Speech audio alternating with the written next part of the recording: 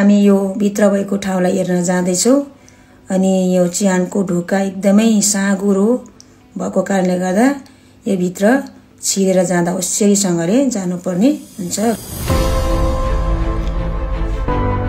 यी ठाउँहरूमा उनीहरूको परिवारको लासलाई राख्दथे अनि यहाँ बाहिरबाट यस्ता ढुङ्गाहरूले छोपिदिँदथे। साथै बाहिरबाट पनि चिहानको ढोकालाई ढुङ्गाले छोपेर 1 सालको लागि बन्द गर्दथे। जस्तो यीशुको चिहानलाई पनि ढुङ्गाले बन्द गरेर राखिएको थियो। अनि 1 सालको बादमा चिहानको ढोका खोलेर यी लासहरू राखेको ठाउँलाई सफा गरेर यहाँबाट सबै हड्डीहरूलाई जम्मा गरेर अस्थि बाकसमा राख्दथे, यो विश्वासमा कि पुनरुत्थानको समयमा यी हड्डीहरू पनि जीवित भई उठ्नेछ भनेर।